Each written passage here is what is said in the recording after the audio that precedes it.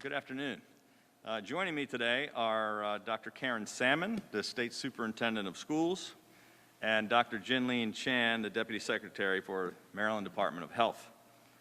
I have always believed that every single child in Maryland deserves a world-class education, regardless of what neighborhood they happen to grow up in. And as governor, advancing that goal is one of my most important priorities and responsibilities. That's why I'm here today to talk about the terrible learning loss that's being caused by the disruption of the pandemic and why it's so critical that we work to get all of our students back into the classroom. Last May, we required all of the local school systems to submit plans for a safe reopening. And in August, all county school systems in Maryland were authorized by the state to reopen for in-person instruction. Many of the school systems in Maryland have been successful in getting at least some of their students back into the classroom, especially those kids with special needs. I want to commend all of the teachers, administrators, parents, and students who have really worked so hard to try to adapt and successfully under very difficult and trying circumstances. Dr. Salmon and the State Board of Education have continued to consult with superintendents, educators, parents, health officials, and medical experts. And a growing consensus has emerged both here in Maryland and across the country that there is no public health reason for county school boards to keep students out of schools. Now, let me say that again. There is no public health reason for school boards to be keeping students out of schools. None. This really isn't controversial. The science is clear. Nearly everyone wants to get our kids back into school. And this is a top priority that has strong and broad bipartisan support. President Biden has made the reopening of schools one of his top priorities for his first 100 days in office. And today he signed an executive order supporting the safe reopening of schools. Dr. Anthony Fauci has said our default position should be to try to keep the children in school or to get them back into school. Former FDA Commissioner Scott Gottlieb, a member of our Maryland Coronavirus Task Force, has said we have to do everything possible to get kids back into classrooms. The American Academy of Pediatrics said earlier this month, children absolutely need to return to in-school learning for their healthy development and well-being. Data from contact tracing and epidemiologists have indicated that school reopenings do not increase community spread or contribute to increased hospitalization rates. And with continued vigilance, better treatments, and the nearly 300,000 of doses of vaccines that have already been administered, our health metrics have already begun to show some indications of plateauing. This month, our positivity rate has dropped nearly 20% to 7.66%. Our case rate has dropped by 26% to 39.5%, and our hospitalizations have declined by 13%. While school systems have made strides with remote learning, far too many students remain unable to thrive in such an environment. And there can be no debating that online learning has taken an unmistakable toll on students, families, and educators. It's now estimated that by the end of the school year, the cumulative learning loss for students could equate to at least 5 to as many as 9 months on average. with the losses disproportionately impacting students of color and low-income and disadvantaged students even more. That is completely unacceptable. It is simply unconscionable. I understand that in earlier stages of the pandemic, that this was a very difficult decision for county school boards to make. But we know so much more now than we did back then. There can no longer be any debate at all. It is abundantly clear that the toll of keeping students out of school far exceeds any potential risk of having students in school where they belong. Every single Maryland student must have at least the opportunity to return to attending school in some form or fashion. Today, we are urgently calling on all county school systems to immediately make every effort to return to hybrid in-person instruction no later than March 1, if not sooner. The State Board of Education has approved safe and effective reopening plans for all 24 school systems, and state health officials are providing additional science-based protocols for safely reopening. While no school system has indicated that they have a need for any additional PPE before opening, we have gone ahead and taken the further step of providing more than 2 million masks and 200,000 face shields, along with hand sanitizer, gowns, gloves, and we have made unlimited coronavirus testing available to every county. Based on the recommendations of America's leading medical experts, Maryland has prioritized COVID-19 vaccinations for teachers and staff. Each school system has plans for vaccinating their staff, and that process is already now underway across the state. These safe and effective vaccines have made returning to normalcy possible, and getting vaccinated is critical to keeping you, your family, and your community healthy and safe. In addition, a total of more than $1.2 billion in federal funds have been made available in the most recent stimulus that just passed a couple of weeks ago, and we've made those funds available to every school system in the state. In order to address the effects of the pandemic and to safely reopen all of our schools, yesterday I submitted a budget to the General Assembly that invests a record $7.5 billion into K-12 education, which is $213 million above and beyond the legislative spending formulas proposed by the legislature. Their formulas would have actually significantly cut education funding due to significantly declining enrollment figures. But we are providing additional direct state investment to ensure that not only will every single penny that every single jurisdiction anticipates from the state for education be fully funded at 100%, but in addition to that, every single school system in Maryland will once again see increased investment by the state. On top of that, we're providing an additional $151 million for targeted tutoring grants in every local jurisdiction to support those students who are most at risk of learning loss, as well as a record $833 million in additional school construction funding.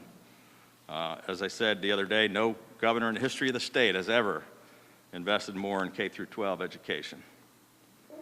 I know that the vast majority of Maryland teachers desperately want to get back into school with their students and their colleagues. And I want to make it clear to the teachers' union that we fully expect teachers to make every effort to return to the classrooms. The city of Chicago has cut off pay for those teachers refusing to return to the classroom. South Carolina has threatened to take away all of their teaching licenses. Ohio will now only offer vaccinations to teachers in school systems that commit to continuing or beginning in-person learning. We do not want to have to take such actions here in Maryland. But if our school systems do not immediately begin a good faith effort to return to the classrooms, we will explore every legal avenue at our disposal. Our children simply cannot afford any more endless roadblocks or any more moving of the goalposts. The time has come to get all of our kids back into the classrooms and to reopen our schools.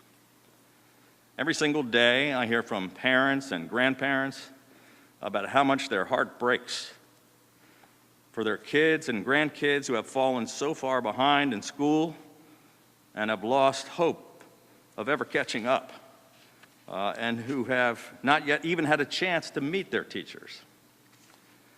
By law, these decisions to reopen the schools ultimately rest with the duly elected and appointed county school boards, and I cannot order them to open schools. But I want to make it perfectly clear.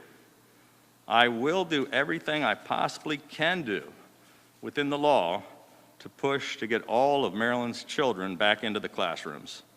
And I call on every leader in the state to join me and President Joe Biden in making this an immediate priority.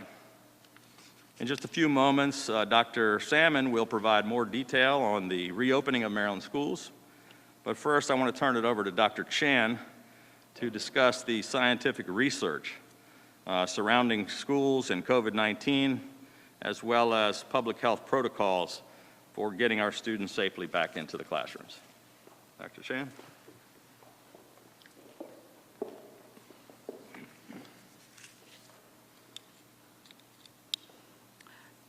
Thank you, Governor Hogan and Dr. Salmon, and good afternoon. So Dr. Salmon and I, with Governor Hogan back in August, announced that every school system in Maryland was fully authorized to begin safely reopening after they were closed during the early part of the pandemic in the spring. With the school reopening announcement, MSDE and MDH at that time issued guidance to inform local health departments, local school systems, and non-public schools to guide them about decision-making process to safely welcome students back to the classroom. We know, and I too, have received many emails from parents, from educators, about the emotional and the educational toll that being at home and the pandemic isolation has taken on students, and we know that this is something that we need to address immediately. Since August, and since the start of the pandemic, we have learned a great deal about COVID-19 in children, which is why today we are issuing new guidance for school reopening. This guidance is based on some of the information that we have learned from the experience in other states, as well as in other counties, and it's primarily based on several considerations. First, there is little evidence that school reopening is a major driver of overall community spread. In settings that have low community spread, reopening schools has not appeared to increase the levels of transmission in the community. And even with higher levels of community transmission, schools have been able to successfully provide some level of in-person education, even here in our own state. Second, studies have indicated that transmission in schools, so in-person transmission in schools, is relatively uncommon when there is effective implementation of the mitigation strategies, including distancing, use of masks, and cleaning. Maryland has had many schools open across the state, and even with much in-person education, there has actually been very few school outbreaks in those settings. And in fact, with school outbreaks that have occurred that have had higher numbers of students and staff involved, what we have found is that there has been less than ideal implementation of some of the guidance that we have issued. And third, there is some evidence that children, particularly those who are younger, less than 10, are less likely to spread the virus. And last, and this is something that I think we all recognize, including, as the governor mentioned, the American Academy of Pediatrics and our federal partners, Dr. Fauci and others. Research shows that many students, as a result of this prolonged pandemic isolation, including school closures, are falling behind academically, and those will have long-lasting impacts unless we can turn the tide now. There are disparities among individuals who are disadvantaged or who have special educational needs that cannot be met in a fully remote setting. Some studies are also showing growing signs of depression and anxiety with continued pandemic isolation, due in part to prolonged school closures. They also disrupt the delivery of other school-based services that are really important to children and to families across the state, such as school meals, mental health and psychological services, opportunities to support their therapeutic needs, and other healthcare services. So the governor recently announced and discussed again the prioritization of educators and staff within phase 1B of our vaccination plan. And so the educators are eligible for COVID vaccination across the state. So we are working with MSDE to implement those plans, working with county health departments and with county school systems. And I do encourage all education staff to get a vaccine when it becomes available to them. However, and I would emphasize that school reopening decisions should not be based on the availability of vaccination or the level of vaccinations among staff. Again, Maryland has had much success in some settings across the state already in reopening schools despite not having a vaccine up until now. So, based on the research and other considerations, MDH and MSDE have revised Maryland's school reopening guidance with more specific educational options that can be implemented, such as despite and at the current levels of community spread. This guidance includes two options that support the overall goal to quickly and safely return to in-person learning for all students in Maryland. So the first option, option 1, includes daily in-person learning for students who have disabilities, special learning needs, those who have had difficulty learning remotely, or students who are in career or technology paths. For elementary schools, the options include phased daily in-person learning or hybrid learning if health and safety requirements are unable to be met. And then for secondary students, we would recommend that hybrid learning or a phased-in daily in-person learning happen if the health and safety requirements are able to be implemented. This is the option that we would recommend from the Maryland Department of Health. Option 2 includes continued daily in-person learning for students who have unique educational needs, a hybrid or a phased-in learning for elementary school students, and remote learning or a phased-in hybrid learning for secondary students.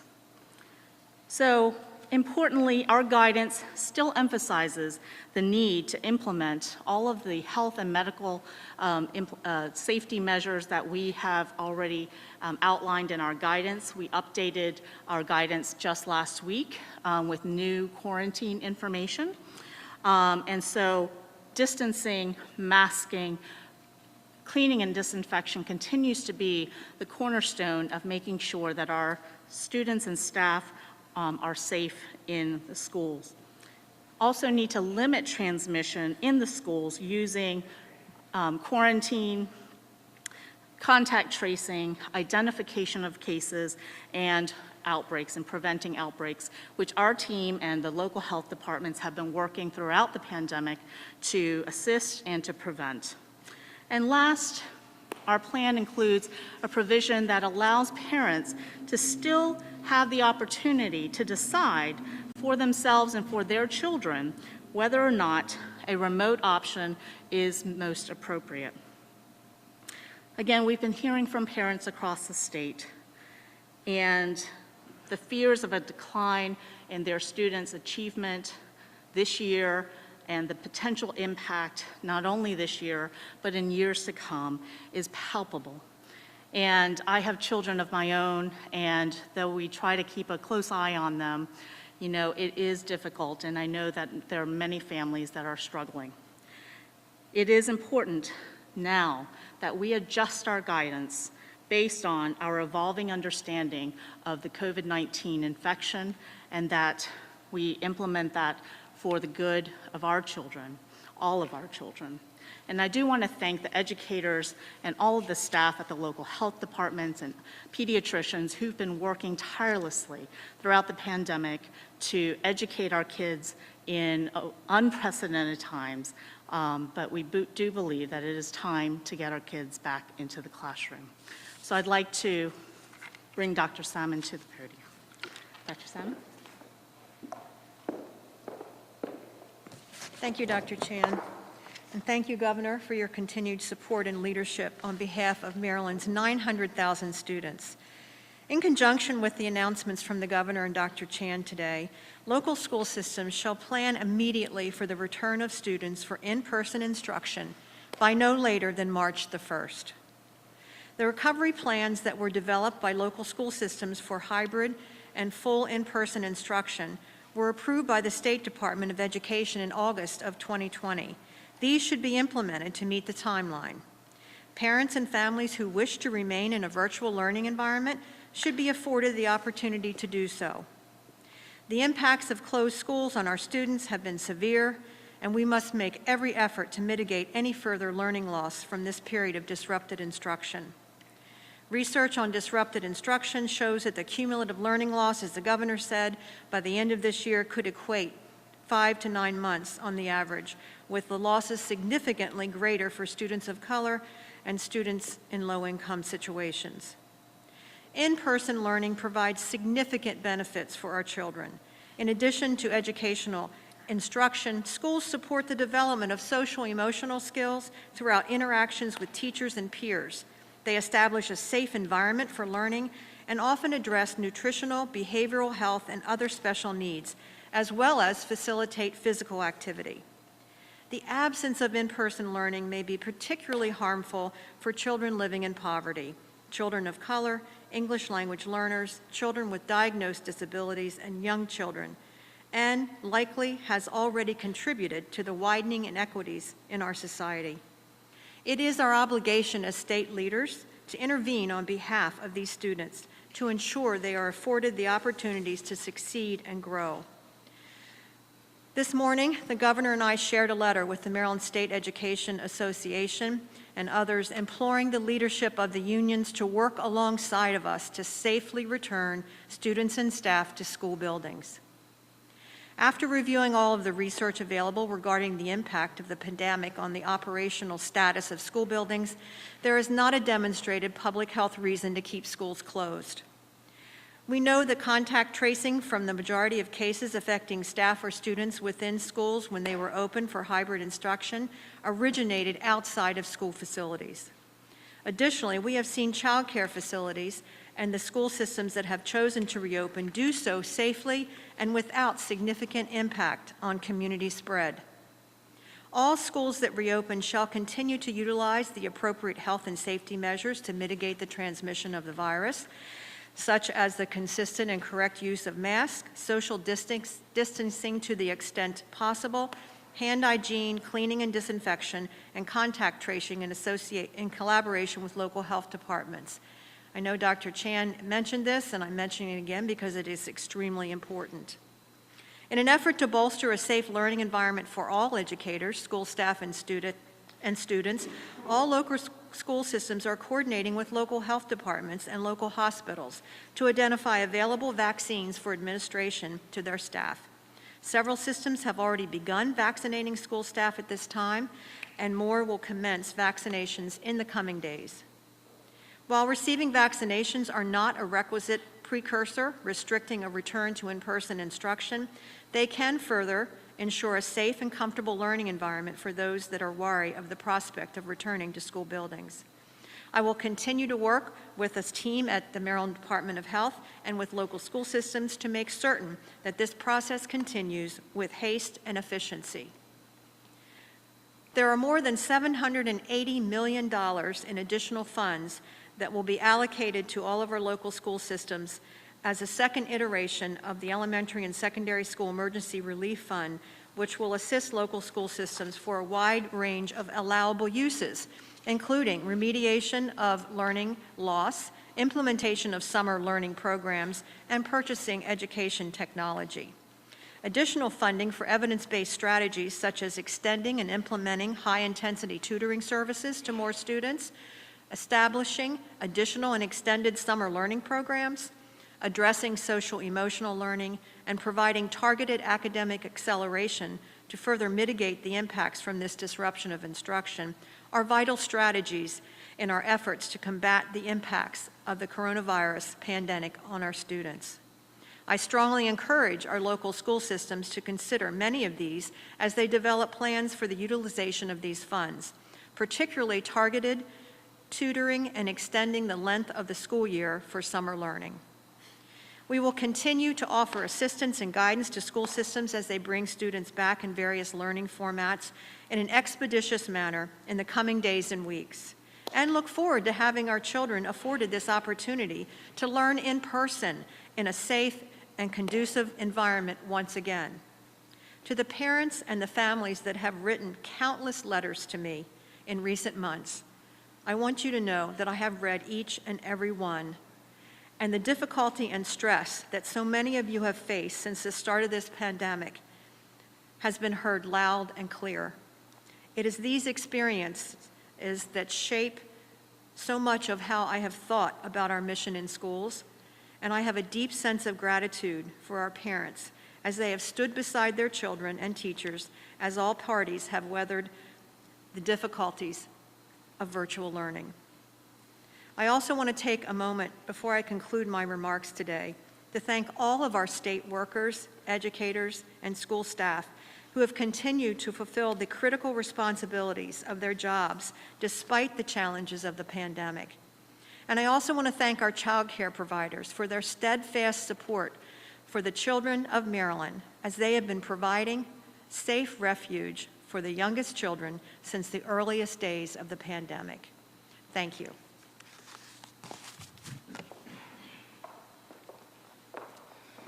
Thank you, Dr. Salmon, Dr. Chan. With that, I'll be happy to take a few questions.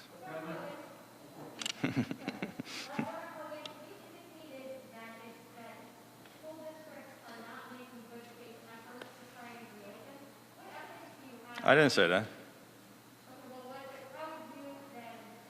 I said if they're not going to take good faith efforts, then we'll have to see what we can do to encourage them. But I didn't say anybody hadn't taken any. We just announced it just now, so they haven't had a chance. Well, look, a majority of our school systems have already gotten at least some of their kids back in the classrooms. They started that in August. Almost all of our private schools have been open since August. But there are a couple of counties that just said we're going to stay closed, and they have not implemented the plans that have already been approved by the state. So we're going to try to encourage them to do so. Because I just want, do you see this as enough time in certain jurisdictions to get everything open? Well, a number of them are pushing to do that. I know that Dr. Santelises in Baltimore City, who has done a good job of getting some kids back in the schools, wants to bring more kids. I think there are a lot of teachers that want to get back in the classrooms, and I think there's been a lot of effort in some of the school systems and some of the hardworking staff and teachers and administrators to try to work on these problems, but now we have the approval of the state. They've got approved vaccine plans. They've got approved reopening plans. And now we have, it's not just us saying so. I mean, many states have been open for 5 months. Many of our schools have been open for 5 months. The President of the United States says it's one of his most urgent priorities, and we're of different parties. You know, I talked about Chicago. I mean, other states are pushing. I'm not the only one that's saying it's time. Almost every medical expert and education expert agrees.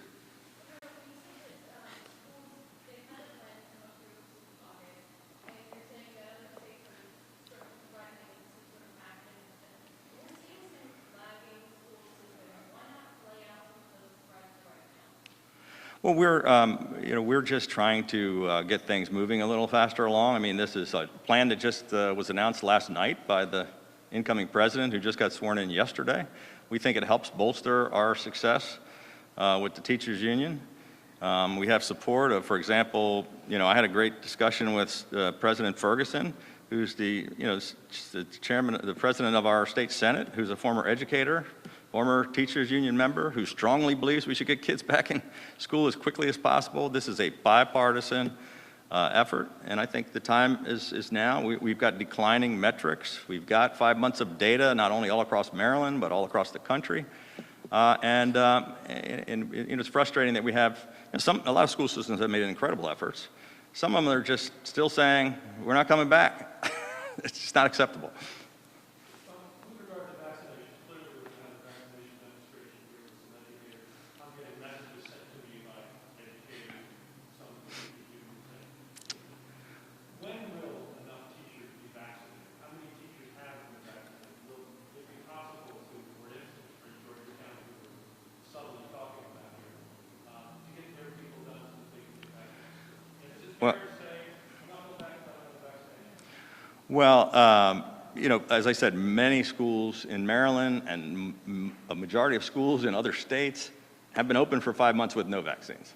Dr. Chan said it's not a requirement to get, and I think Dr. Salmon and Dr. Chan both said, you don't have to get a vaccine before you can get back in the classroom.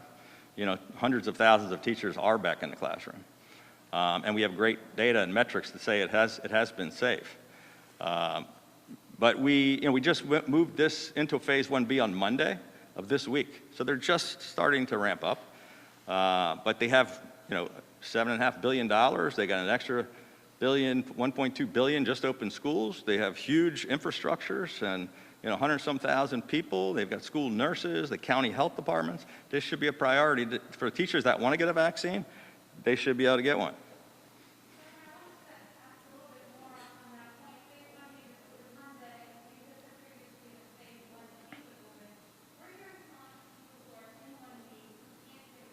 Yeah. Right.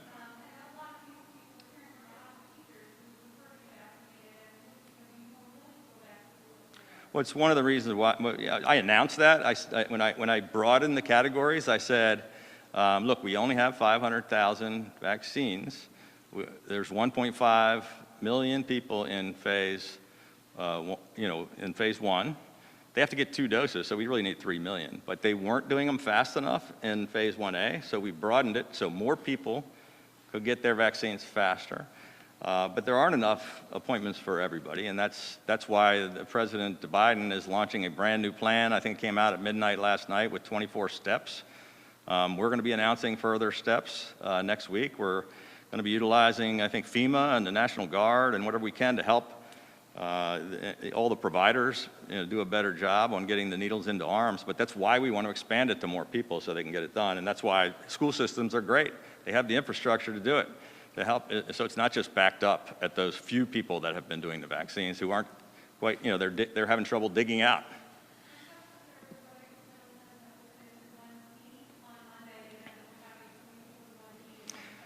No, we're definitely going to move into 1C because we want to get more vaccines and more arms. So if people are, we have, I think, 400,000. Some of them, we just started second doses, so it's a little bit confusing. After the first 3 weeks, we have to go revaccinate everybody again, or 4 weeks if it's Pfizer or Moderna. So many of the ones we're doing now are second times. That takes a lot of time and effort. But we did 15,000 in the last 24 hours. We only get 10,000 a day. But Biden has promised to ramp up the deliveries to the states, and we're trying to build the infrastructure so that they can get more needles in.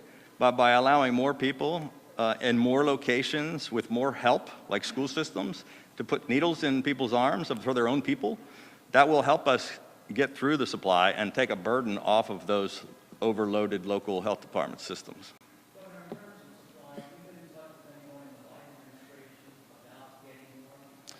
I've talked with Joe Biden, and I talked with the head of his new coronavirus task force, and look, we're in sync with a lot of what they want to do. They're going to make further announcements in the next few days. We're going to make further announcements next week, and we're doing everything we possibly can to help all of those providers, the hospitals, the federal contract on the nursing homes, those local health departments. We're bringing in the Guard. We're providing more funding. We're saying, what else? We're providing people, volunteers. We're hiring contractors for them. The federal government is now going to come and help all of them as well. So we're happy to have additional help. I mean, if you read the Washington Post or the New York Times or any of the major stories today are all about the federal system and what they're going to do to fix it. We think it's great, but in the meantime, we're going to do everything we can at the state level to help our local providers.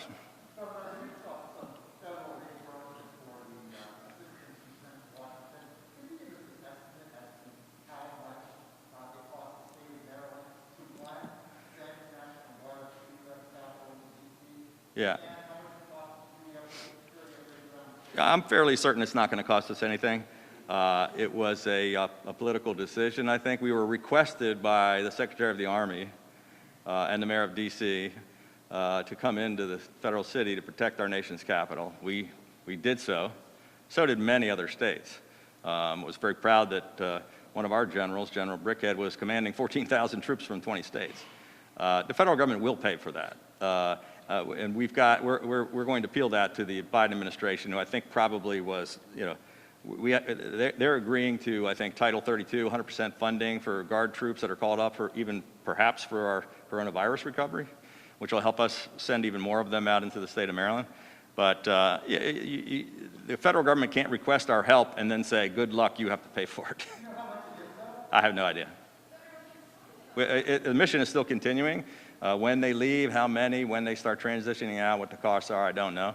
I think in 1 week in Baltimore, we spent $20 million, but that was 4,000 troops.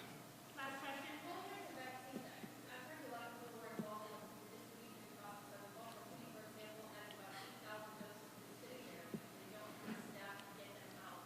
But they think really to expand Hogan. What is the state doing, or what can the state do to help places like that when they have to supply? Well, that's our biggest problem right now is the people who we've given this a lot. We've delivered 99.6% of all of our vaccines to all the providers who are responsible for doing them. Baltimore City was supposed to do their own healthcare workers, their own first responders, as were the other county health departments. Some of them are doing great. Some have done 90% of them. Some are struggling. We have 279 members of the National Guard that we've sent into counties all across the state to help. We provided them, I think, 700 some other people. We're hiring contracts, but it really is their responsibility, but we're doing everything we can to help them. Our biggest concern right now is, it's not that we're not getting the vaccines out or not that we're not getting enough supply. It's that those people we're getting it to are falling short, and that's why we're trying to help them pick up the pace. Is there a concern by your administration that some people are not getting the vaccine because they simply don't want it? Healthcare workers, teachers, there's a lot of people who say, I don't want the shot. It's one of the reasons why we are at the numbers we are, and we're hearing from the hospitals. We have way more than we thought we needed. The federal providers that are doing the nursing homes, they say we have more than we need. The local health departments are saying, Prince George's County, for example, hey, we can't get people to take it. So we're broadening. There are a whole lot of people out there that want to get it. We're only going to get the virus under control if we get them stuck in arms. So we're going to try to, if these guys don't want it, we're going to these guys. And then we're going to go to those guys. We're going to use all the vaccines we get.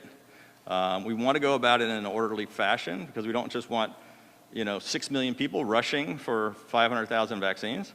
But we are going to continue to open it up to keep the pace going.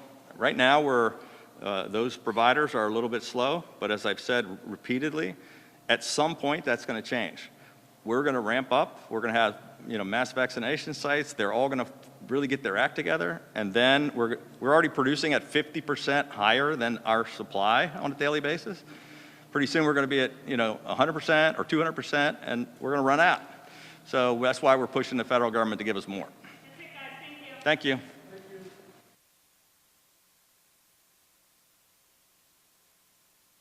The important part is going to happen now. Thank you so much, Governor.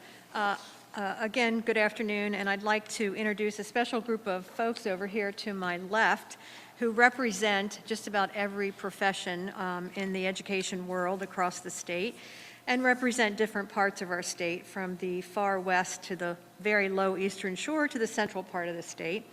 And they are all going to be getting the vaccine with me today. So it's a very special day, and we're very proud of them. And so I'm going to just introduce them, and if they'll just stand when I introduce them. Annie Newborn, who is a teacher at Easton Middle School. Cindy Reyes, who is a ESOL tutor at Easton Elementary School. Boyd Michael, Dr. Boyd Michael, who is the superintendent of Washington County Public Schools. Will Woodson, who is a bus driver from Washington County Public Schools. Carolyn Chu, who is a food service worker at the Mary Moss J. Adams Academy. Brenda Gerardo, who is a custodian at at Arnold Elementary. Ron Green, who is principal at Wicomico County High School, and Danielle Cottingham, who is a counselor at Wicomico High School. Horace Martin, who is Operations Area Manager in Annapolis South Country area for the Anne Arundel County School System, and Aaron Anderson, who is in the central office as a PR director in Washington County. So with that, I'm going to turn it over to the esteemed doctor and his staff, and I will sit and be ready to be back. I'm just going to go say hi while Dr. talks.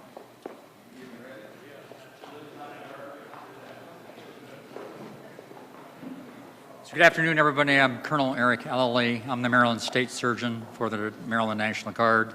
And joining me today to help support in the effort, I have both Air and Army National Guard members here.